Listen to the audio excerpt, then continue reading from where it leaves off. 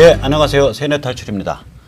이 미중 사이의 대립이 지금 옛날 같으면 거의 전쟁 갈 수준으로 치닫고 있는데 이 와중에 평양으로 올라가서 남북 정상쇼를 하고 있는 문재인 대통령입니다.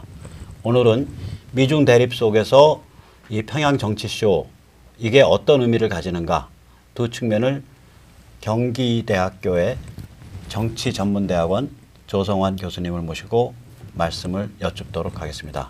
감사합니다. 네, 시장님 반갑습니다. 예, 일주일만입니다. 예. 예. 그냥 둘이서 원래 그냥 뭐 형제처럼 어쩌고저쩌고 지내는데 텔레비 앞에서 둘이서 정중하게 인사를 하니까 너무 좁았다. 자,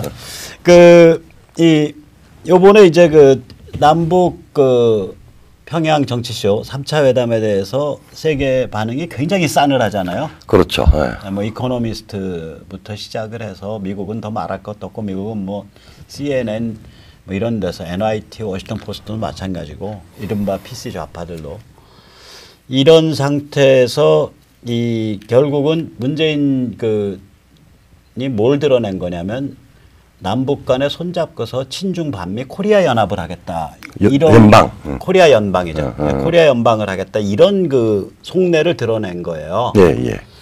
이게 도대체 이런 멍청한 짓을 왜 하는지 모르겠어요. 그러니까 제가 만약에 정말 북한을 공호하고 싶어도 공호하고 업고 가고 싶어도 지금 이게 수순이라는 게 있잖아요. 그렇죠. 그러니까 비핵화가 진행되고 어쩌고저쩌고 하면서 이 속내를 끼워 넣어야 되는데 앞에 건 하나도 진행이 안 돼 있는데 자기 속내부터 다 드러낸 바보 같은 짓이거든요. 그러니까 그 사람들 이해관계에서 봐서도 바보 같다고요. 그렇죠. 그런데 도대체 이 사람들이 왜 이런 식으로 어떤 의도를 갖고 있고 일단 이 의도가 뭔지 한번 짚어주시죠. 그 이야기 하기 전에 조금 더 분명하게 나는 이제 지금 두 번째 실질적으로는 두 번째 정상회담이죠. 잠깐 판문점 간 거는 그건 빼고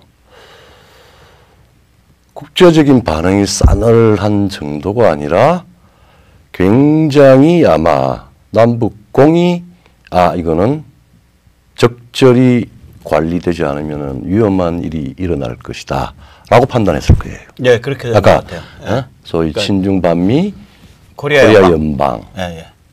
특히 우리 자유세계, 미국을 비롯한 자유세계에서는 그렇게 생각을 할 거고, 그 다음에 두 번째로 대한민국에 있는 사람들이 이제부터는 걱정을 하기 시작한 것 같아요. 처음에 할 때 봄에 날씨 좋고 날씨 좋고 대한민국이 탁현민이 통치하는 건지 시원은 탁현민이 하고 그 다음에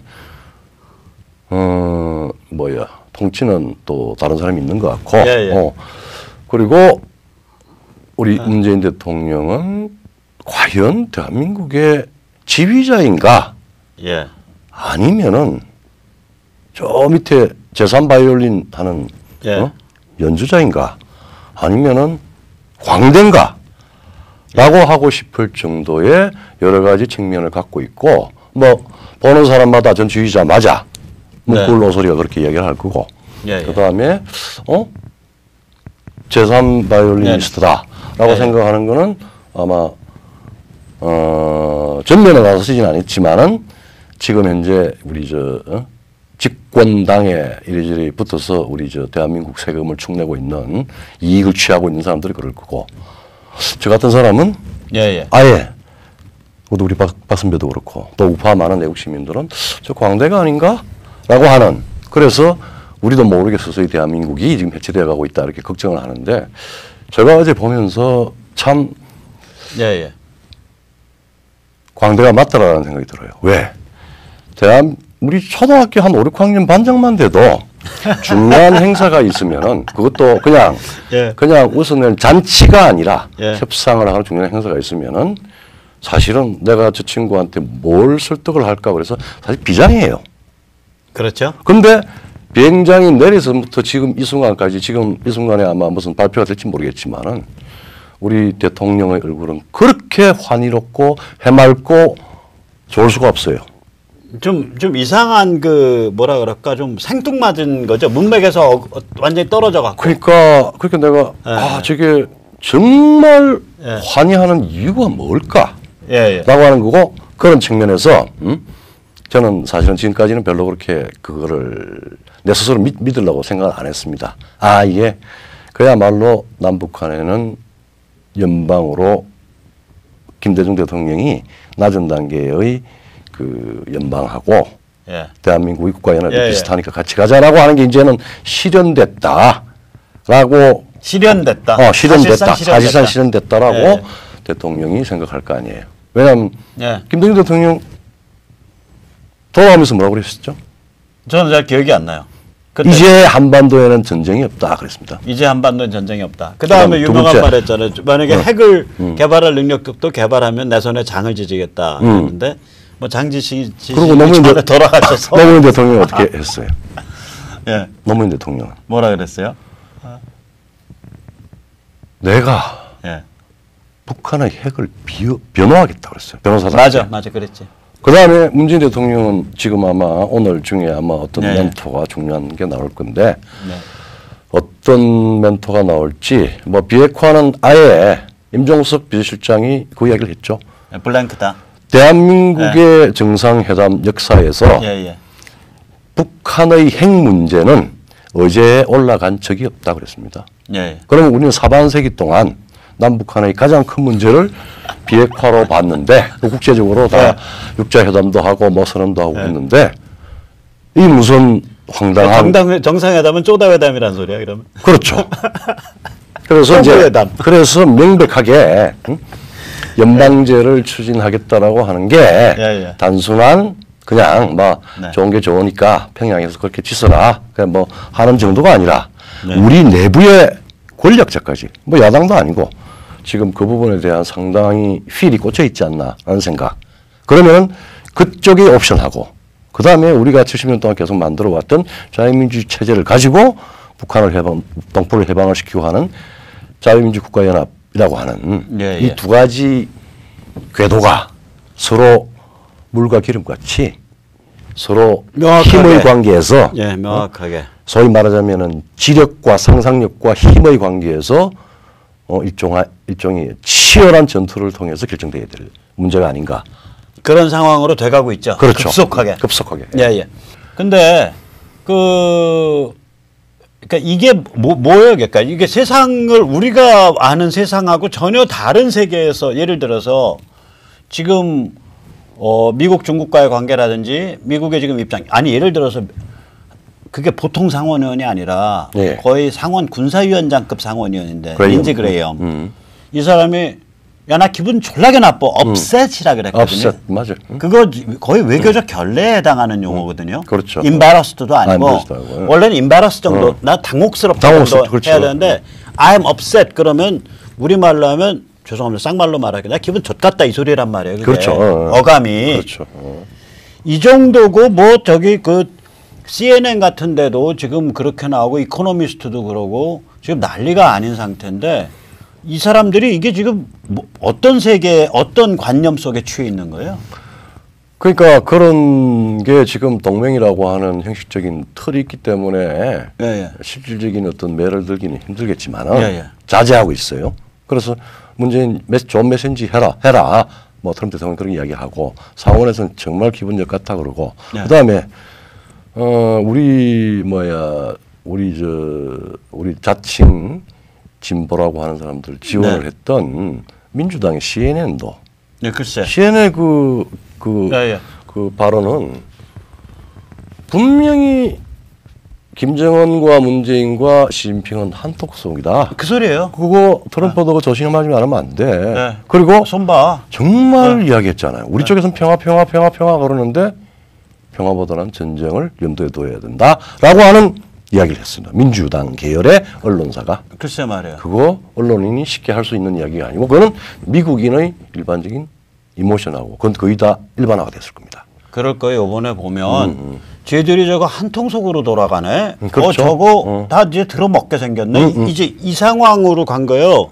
이 자유세계 쪽에 뭐 여야 가릴 거 없이 그거를 이런 결과가 나올지 모르고 그럼 이 문재인 대통령이 지금 문재인이 지금 평양 가서 저 정상쇼 한 거냐. 나는 그러니까 그 멘탈이 그러니까 잘 야, 이 사람이 이 정도까지인가? 이 정도로 바보스러운가?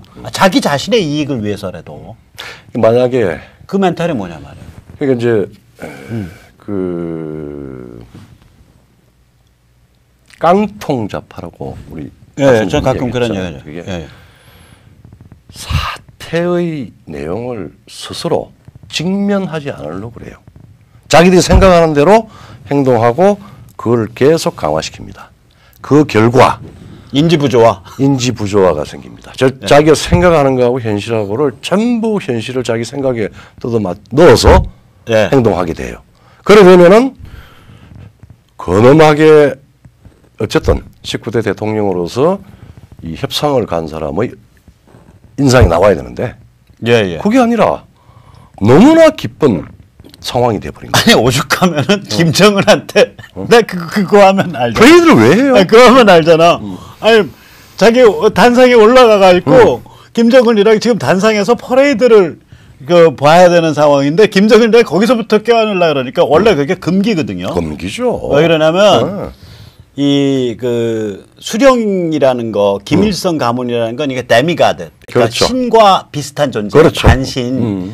그러니까 북한에 보는 사람이 작은 데서 껴안는 거예요. 그러니까 비행기 트랩 아래서 껴안는 건 좋은데 이거는 지금 군중앞이잖아요. 열병식을 그렇죠. 보는 상태잖아요. 거기서 단상에서 껴안으려 그러니까 김정은이가 손부리치고 몸 돌려갖고 저쪽 퍼레이드 펼쳐지는 쪽으로 몸을 세우잖아. 그러니까 이게 기본적으로 나는 우리 국민들은 문재인 대통령을 지지한 사람들까지도 이제는 걱정을 하기 시작했어요.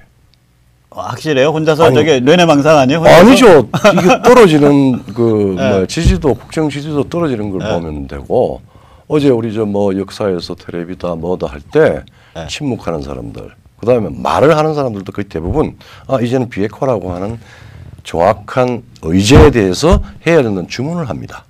이거 기쁘다. 우리 통일되겠네. 이런 범의 축제가 아니라 이거 협상하러 갔는데 저거 왜 저러지? 그리고 세계 언론의 기자들도 서서히 어떤 실수가 나올까? 실수 2개 했잖아요. 프레이드 하러 올라갔는데 프레이드 하게 올라가면은 국가 원수로서 채통을 딱 지켜야죠. 올라가야죠. 그리고 굉장히 중요한 건데. 어떤 데서는 A4가 없어 그렇다고 그러는데 그게 아니라 참모 중에서도 사전에 그걸 만약에 사람이 좀 흥분하면 그럴 수도 있죠. 그런데 그거는 철저히 의전에 대해서 정확히 인지를 시키고 가야 되는데 저 보면서 김정은이가 게임을 알고 이건 촌스럽고 상스러운 행동이에요. 이건 의도적으로 김정은이가 문 대통령 팔을 차서 돌리고 김여정이 와서 바로 세웠잖아요. 글쎄. 그거에 대해서 굉장히 불안해했고 그 다음에 사회를 하고 박수를 치는데 손 정도 흔드는 게 아니라 90도 절을 했습니다. 그렇죠. 하여튼 그런 게 굉장히 사열이라는 건 그러니까 나 저기가 없어. 내가 우리 군이 당신과 당신이 대표하는 나라에 대한 적개심이 없는 거에 대한 표현이거든. 그러면 그것에 대해서 그거를 우리 국민을 대표자로서 그 표현을 받은 거란 말이에요. 그렇죠. 대통령으로서. 그러면 그게 90도 절할 일이 아니라 딱 이렇게 어떤 손딱도 흘리고 이게 돼야지. 그러니까 이게 상스러운 거예요, 아주. 그래서 나는 이게 스스로 속고 있다라고 자기 스스로 지금 내가 정확히 얘기하면은 저 개인적으로 혹은 정치 사상적으로는 민족적 사기극입니다. 기만극이에요. 근데 이 기만이 우리 자기를 지지하지 않는 사람들한테 기만을 한 게 아니라 자기 스스로를 기만하는 게 아닌가라고 하는 아까 이야기했듯이 남북한의 현실에서 협상자가 가면은 대통령이고 대통령은 근엄하게 가서 웃을 때 약간의 미소를 짓더라도 시진핑이 그런 측면에서는 대국의 지도자 맞아요. 그게 기본이 되어 있죠. 살짝 아주 좋은 일이 있으면 살짝 한번 입술을 왔다 가는데 이거는 파한대소하고 영부인까지 무슨 뭐 하는 짓이지? 무슨 애들 전쟁놀이 가서 그래서 나는 대한민국의 주권자로서 주인으로서 또 심사가 심히 상했습니다. 그래서 근데 지금 핵은 노제가 아니었다라고 하는 임종석 준비위원장의 발언, 그 다음에 김대중 대통령, 노무현 대통령, 그 다음에 문재인 대통령까지 이어지는 민족 지상주의. 이거는 민족이라고 하는 단어만 되면 평화가 올 수 있다라고 하는 패배주의의 결론입니다. 그러니까 그런 식으로 이제 자기를 마취한 건데. 마취한 거죠. 마취한 게. 그러니까 이 사람들은 국민을 속이기 전에 자기들을 먼저 속인 거예요. 저는 그렇죠. 이 사람들이라고 표현해요. 이게 이제 전대협 커넥션의 멘탈이거든요. 그렇죠. 네. 전대협 커넥션 멘탈인데 이게 일종의 우리 대한민국에서 이 그 수십 년 동안 갑질하면서 산 세대가 있어요. 좋은 의미에서든 나쁜 의미에서든. 벼락출세했죠.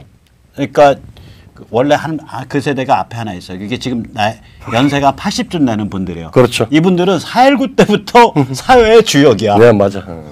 그래서 이분들이 4.19 때 28살 됐을 거예요. 21살 뭐. 네. 그러니까 지금 그 지도부들. 네. 80이 되려면 그때 그 80이죠. 그때부터 해서 5.16 때에 대학 나오고 이랬으면 바로 계장 몇 년 지나면 바로 계장 그렇죠. 바로 과장에 대기업에 지금 대기업도 있는 그리고 다 그때는 쌀 때니까 직장 생활하면서 여래저래 해갖고 다 집 만들고 그거에서 그러니까 지금까지도 그분들이 야 나 젊었을 때 얼마나 개고생해서 대한민국 만든 줄 아냐고 저희 가면 이제 딱 원로로서 근데 원래 좋으신데 제가 욕하는 게 아니라 가만히 따져보면 저분들은 지금 그러니까 60년부터니까 언제야?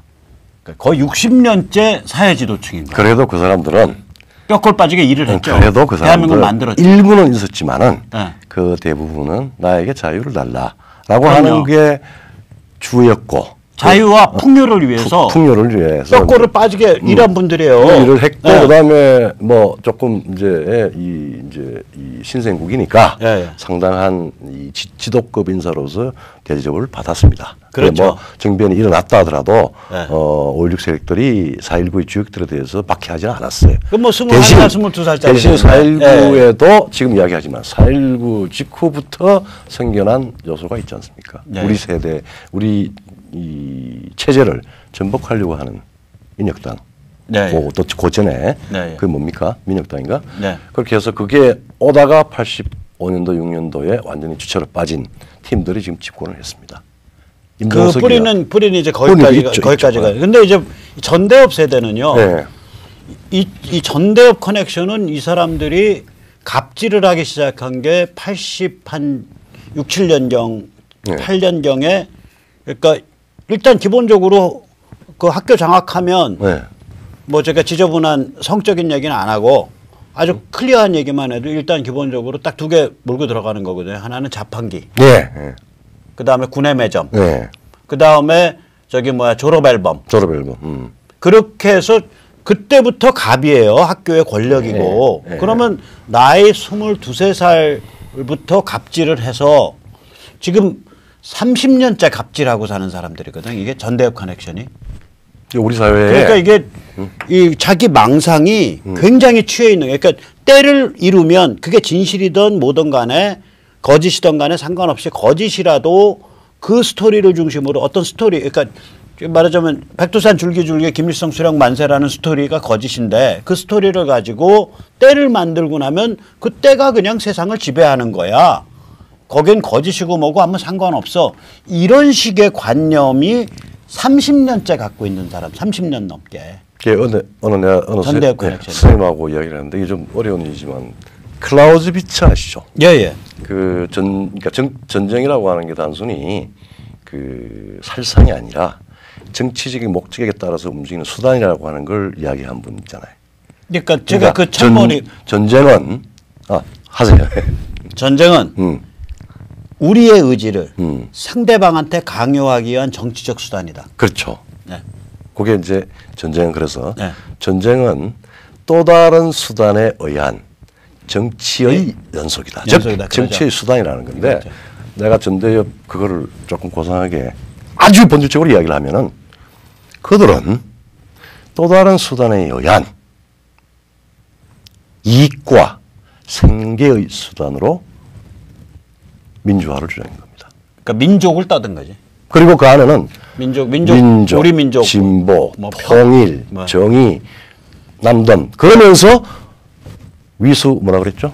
위수김동, 위대한 수령. 위수김동을 실질적으로 하고 그게 때를 이루고 때를 이루면은 정치권에서 호선 예. 발탁해주고 예. 정치권에서 발탁해준 선두주자가 나가면은 자기들끼리 네트워크를 만들어서 생활의 땡겨주고. 생활의 예. 패거리를 만들고 그런 이익을 거죠. 취하고 예. 그런 방식으로 왔다라는 게 이미 다 나타났어요. 근데 아직까지 더 큰 말하자면은 기만을 스스로 하고 있습니다. 내가 정의롭다. 나는 이익을 취할 거라고 하는 거랑 똑같습니다. 자, 우리 탄핵 사태부터 지금까지 보면은 예. 권력을 선정과 선동으로 사실은 이 멀쩡한 권력을 소위 쫓아내는 방식을 보면은 전부 유언비어로 예. 그리고 선전으로 그렇죠. 그리고 가장 거대한 거짓말 촛불은 국민의 명령이다. 예. 내가 주권다니까 잘못한 위임자는 예. 그 주권을 위임받은 자는 물러가. 그 이야기 아닙니까? 그렇죠. 지금 동일하게 이제 아마 그걸 느끼는 것 같아요.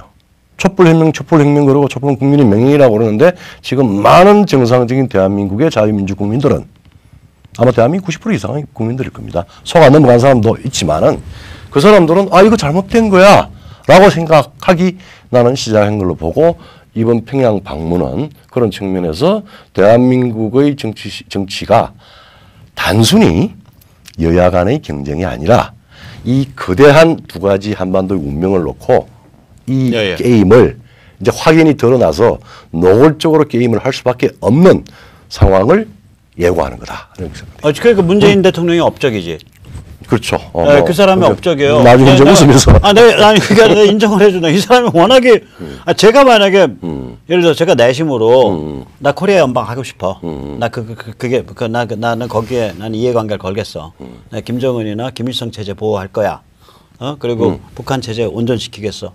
제가 내심으로 그런 의도를 갖고 있다면 지금 문 대통령처럼 안 움직여요. 그렇죠. 그러니까 이게 수순이 있잖아요. 수순이.